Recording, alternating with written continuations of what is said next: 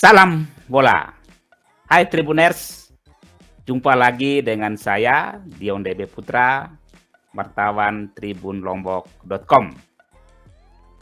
Kita kembali dalam dalam program Omong Kosong Bola, ya. Omong kosong yang tidak benar-benar kosong karena bola itu bundar. Tribuners, di tengah euforia Euro atau Piala Eropa yang sekarang sedang berlangsung, kita sebetulnya di dalam negeri masih merasakan euforia atas pencapaian tim nasional kita di bawah asuhan pelatih Sintayong. Sebagai penggemar timnas, saya yakin sekali Anda semua masih merasakan kegembiraan yang meluap-luap. Perasaan bangga, senang, bahkan punya ekspektasi yang lebih setelah tim nasional kita berhasil lolos ke putaran ketiga babak kualifikasi Piala Dunia 2026. Ini merupakan pencapaian terbaik dalam sejarah PSSI. Memang pada tahun 1986,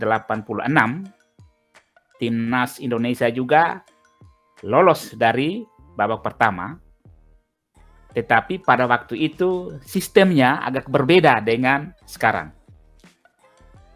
Waktu itu timnas Indonesia tahun 1986 itu dilatih oleh pelatih asal Nusa Tenggara Timur, Sinyo Aliandu, tetapi pesertanya belum sebanyak sekarang. Dan waktu itu kita baru masuk ke subgrup.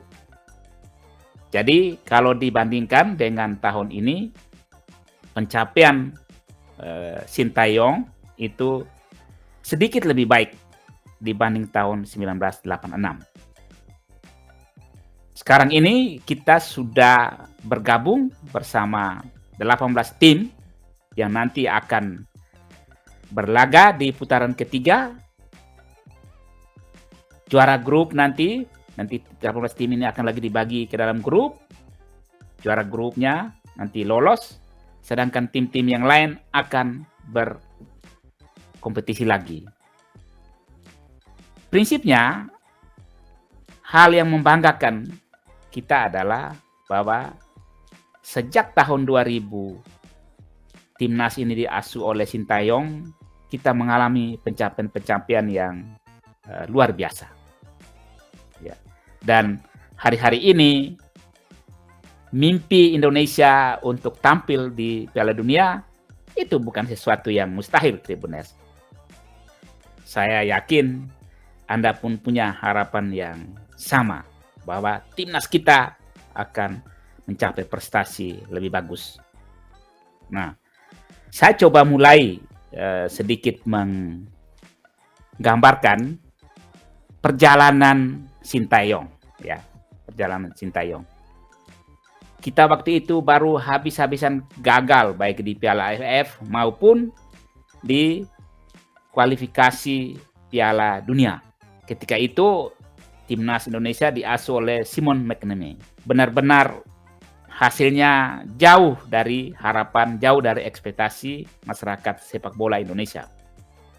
Ketika tim Sintayong datang, harapan itu ada, tetapi tentu dengan juga sikap pesimis ya, karena meskipun dia pernah menangani tim nasional Korea Selatan di Piala Dunia 2018 di Rusia, tapi kita sama tahu bahwa melatih tim nasional Indonesia itu tidaklah mudah. Ketika datang ke Indonesia tahun 2020 itu, Sintayong langsung dihadapkan dengan COVID-19, pandemi COVID-19. Sehingga dia tidak cukup maksimal untuk mulai membenahi tim nasional kita. Jadi sebetulnya Sintayong itu datang di saat yang tidak bagus ya. Dia tidak bisa langsung gaspol, langsung tancap gas untuk melatih tim nasional Indonesia. Tapi ada hal yang luar biasa, Tribuners ya, yang dilakukan oleh Sintayong. Ketika dia datang, Sintayong itu dengan timnya, dia mulai menganalisis apa sebetulnya kekurangan dasar dari pemain tim nasional Indonesia. Ya, jadi Sintayong setidaknya dia kehilangan waktu karena ada pandemi COVID-19 itu untuk langsung tancap gas mulai menangani tim nasional. Tetapi Sintayong, langkah awal yang dia lakukan adalah mulai menganalisis apa sebetulnya masalah dasar tim nasional Indonesia. Setidaknya ada dua hal. Yang pertama, khusus untuk pemain muda kita, mereka tidak cukup memiliki skill dan jam terbang. Karena skill dia rata-rata masih harus terus dibenahi. Lalu yang kedua, mereka tidak punya kompetisi yang bagus ya di dalam negeri, yang berjenjang, yang tertata dengan baik. Itu yang Sintayong temukan. Jadi masalah skill. Kemudian yang kedua, masalah disiplin. Misalnya pemain kita ya masih terbiasa untuk datang latihan itu terlambat, kemudian kurang disiplin dalam menjaga kebugaran tubuh, bahkan disiplin yang diterapkan oleh Sintayong itu mulai dari makanan. Jadi Sintayong menemukan, oh ternyata pemain tim nasional Indonesia itu masih makan gorengan, masih makan makanan-makanan yang dari aspek gizi, kesehatan itu tidak mendukung stamina mereka, tidak mendukung kemampuan fisik mereka yang bugar untuk bermain secara penuh selama 90 menit bahkan lebih. Karena apa? Sepak bola itu adalah olahraga yang keras. Sepak bola menuntut kekuatan fisik yang luar biasa karena selama 1,5 jam atau selama 90 menit pemain harus terus bergerak, terus berlari di lapangan. Maka yang dia lakukan adalah dia keras betul membenahi pemain dari disiplin, mulai dari disiplin latihan, disiplin makan dan minum. Kemudian Sintayong menemukan juga bahwa pemain-pemain Indonesia, timnas Indonesia itu masih menganut urut kacang pada waktu itu. Jadi ya kalau yang urut kacang itu maksudnya demikian. Siapa yang lebih senior, ya dia tentulah yang akan dipanggil ke tim nasional. Jadi betul-betul timnas kita itu terkotak pada kelompok umur itu. Sintayong yang mengubah itu semua. Anda bisa lihat pemain seperti Rizky Ridho, seperti Marcelino Ferdinand, itu mereka usianya masih di bawah 19. Bahkan sekarang mereka sudah masuk 21. Tetapi Marcelino yang paling nyata kok contohnya. Dia itu main di 3 kelompok umur yang berbeda. Di U19, di U20, 23, dan dia juga bermain di tim nasional. Hal yang sama juga seperti Rizky Ridho, ya, Marcelino Ferdinand. Mereka itu diberi kesempatan oleh Sintayong untuk bermain di kelompok umur yang berbeda, mulai dari kelompok umur junior ya, 19 tahun, 20, 23 tahun, sampai dengan menjadi pemain inti di timnas senior. Ini suatu tradisi yang baru. Jadi prinsip kepelatihan Sintayong melihat bagaimana kinerja seorang pemain. Dan itu terbukti. Yang dia lakukan adalah membabat atau menghilangkan satu generasi. Ini memang agak ekstrim dilakukan oleh Sintayong. Semua pemain yang sebelumnya itu langganan timnas, bahkan sampai sekelas Evan Dimas yang pernah menjadi pemain muda andalan, mereka juara Piala AFF U19, itu bahkan tidak dipakai. Jadi Sintayong betul-betul melihat bagaimana performa seorang pemain. Yang bagus saja yang dia pilih, yang disiplin, yang karakternya bagus, yang attitude-nya bagus, itulah yang dia akan pilih menjadi pemain tim nasional. Seperti Sadil Ramdhani. Sadil ini bermain sangat bagus di Liga Malaysia, tapi dia hari-hari ini tidak masuk dalam pemain yang dipanggil oleh Sintayong ke timnas senior.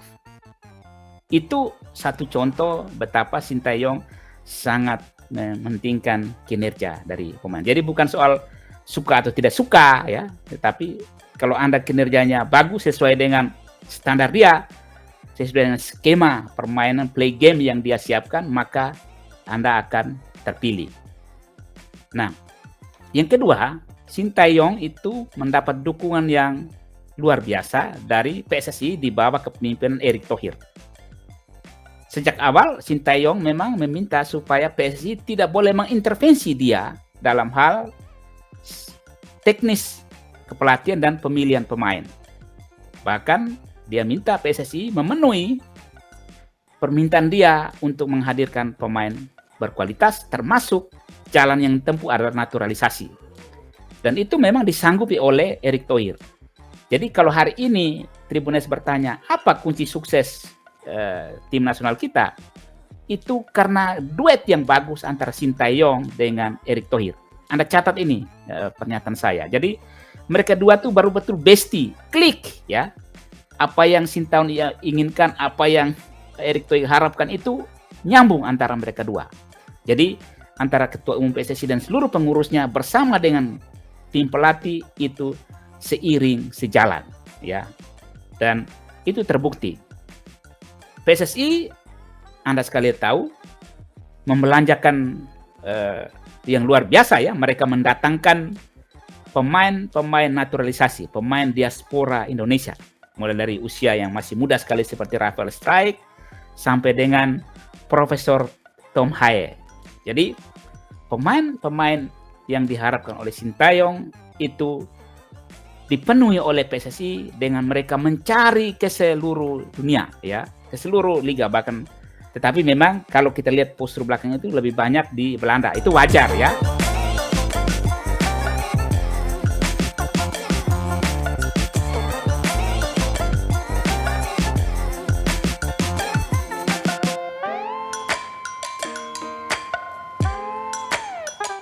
Tribuner, sebelum lanjut, saya ingin menunjukkan kepada Anda prestasi-prestasi Sintayong sejak tahun 2020. Yang pertama, Sintayong itu meloloskan tim U20 Indonesia ke Piala Asia 2023. Itu. Jadi Piala Asia U20 ya, Piala Asia U20 tahun 2023. Kemudian lolos juga ke Piala Asia U23. Jadi 3 kelompok usia yang berbeda. Sintayong juga meloloskan tim nasional Indonesia ke putaran final Piala Asia U23 tahun 2024. Lalu satu lagi tentu di timnas senior dia meloloskan Indonesia ke Piala Asia 2023. Jadi di bawah kepelatihan Sintayong, tim nasional kita di 3 kelompok umur yang berbeda itu lolos ke putaran final Piala Asia. Suatu pencapaian yang belum terjadi sebelumnya ya. Kemudian yang menarik juga pencapaian Sintayong adalah di Piala Asia Senior ya, kita lolos sampai ke babak knockout. Kita hanya kemudian akhirnya kalah ketika melawan Australia. Tapi permainan pemain kita itu luar biasa bagusnya. Meskipun Rizky Ridho dan teman-teman itu kalah di babak knockout, tapi pencinta sepak bola Indonesia sudah jatuh cinta pada timnas ya. Rekor berikutnya lagi yang diciptakan oleh timnas asuhan Sintayong adalah, saya kira Anda semua tentu mencatatnya dengan baik, yaitu lolos ke babak semifinal Piala Asia U23. Bayangkan, kita itu adalah tim debutan di ajang itu. Tapi sebagai tim debutan kita lolos sampai ke babak semifinal dengan mengalahkan tim-tim besar, bahkan tim nasional Korea Selatan dari negara Sintayong sendiri. Ini hal yang luar biasa, meningkatkan level permainan tim nasional kita melawan tim-tim yang langganan Piala Dunia, tim besar Asia. Itu tidak terlihat rasa minder, tidak terlihat rasa kurang percaya diri di antara pemain-pemain kita. Itu pencapaian tim Sintayong yang ke-5 ya. Kemudian yang ke-6, pencapaian Sintayong lainnya adalah bagaimana dia meningkatkan level ranking tim nasional Indonesia. Ketika Sintayong datang tahun 2020, kita masih berada di peringkat 173 dunia. Dalam waktu kurang lebih 3,5 tahun, dikurangi lagi dengan situasi pandemi COVID-19 waktu itu, Sintayong mampu meningkatkan level kita, level timnas kita ke posisi 134 dunia. Ini sebuah pencapaian yang luar biasa, ya Tribuners ya. Jadi sekarang itu dan dalam posisi seperti itu kita juga terakhir yang tentu monumental ya, Indonesia bahkan mengundang juara Piala Dunia 2022 Argentina melakukan tanding uji coba di Senayan. Memang kita kalah, tetapi kalahnya juga dengan skor yang sedikit dan para pemain kita juga bermain dengan rasa percaya diri yang luar biasa. Jadi per hari-hari ini itu kita kalau menonton timnas itu dengan menonton dengan rasa bangga, menonton dengan harapan bahwa tim ini akan tampil menghibur, tampil tidak mengecewakan. Dan Anda sendiri lihat bagaimana ketika Indonesia melawan Filipina di pertandingan terakhir babak kualifikasi ronde kedua kemarin, itu Stadion Gelora Bung Karno itu penuh sesak. Bahkan yang nonton bareng di luar stadion itu begitu luar biasa banyaknya. Jadi itu satu bukti bahwa memang tim nasional kita sudah mengambil hati, membuat publik Indonesia, masyarakat sepak bola itu jatuh hati pada tim nasional Indonesia. Tribuners, memang saya pun menyadari, sama juga tentu dengan Anda, bahwa ada juga komentar-komentar yang mengatakan bahwa kebangkitan tim nasional Indonesia ini karena pemain naturalisasi. Di beberapa netizen, beberapa pengamat sepak bola juga mengatakan kalau tanpa naturalisasi maka tidak mungkin tim nasional kita ini berada sampai sejauh ini levelnya. Bahkan ada seorang pengamat bola, saya tidak perlu menyebut namanya, dia mengatakan bahwa dengan komposisi pemain yang ada sekarang ini, pelatih siapapun, tidak mesti Sintayong pun pasti akan berhasil. Jelas ini keliru menurut saya.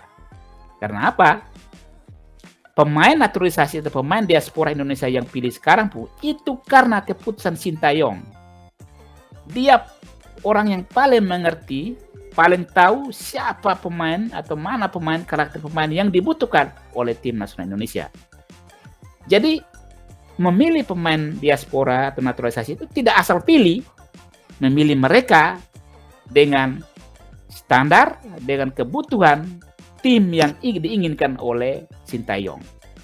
Jadi kalau bukan Sintayong pelatihnya belum tentu juga, berapapun kumpul itu pemain naturalisasi banyak-banyak belum tentu juga berhasil. Tentu saya pun tidak sepenuhnya setuju kalau kita hanya mengandalkan pemain naturalisasi. Kalau kita ingin tim nasional kita itu bagus, berkelanjutan, maka fondasinya adalah kompetisi. Itu rumus ideal kemajuan sepak bola dimanapun. Kompetisi dalam negeri, kompetisi liga kita memang harus kuat. Mulai dari kelompok umur sampai dengan tim senior.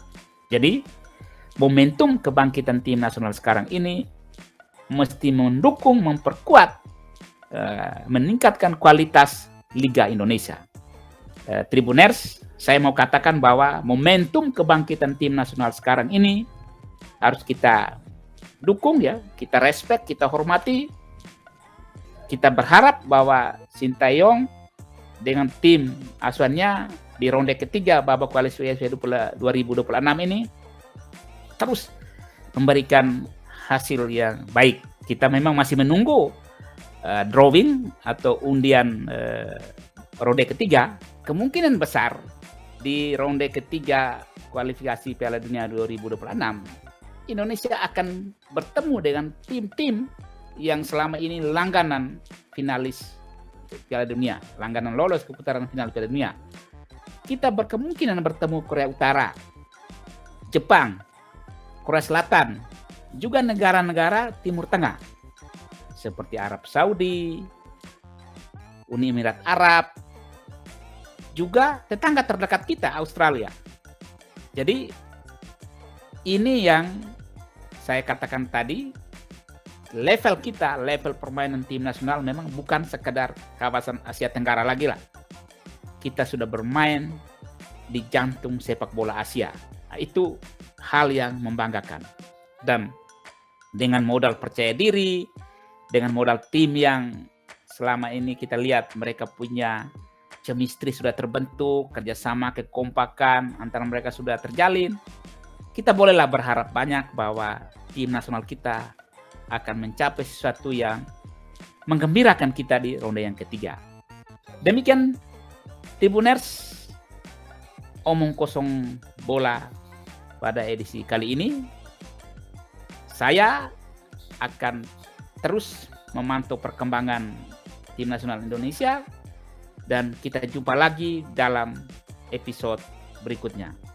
Jangan lupa ya, ikuti terus perkembangan tim nasional dan berita-berita teraktual tentang sepak bola di tribunlombok.com. Salam bola.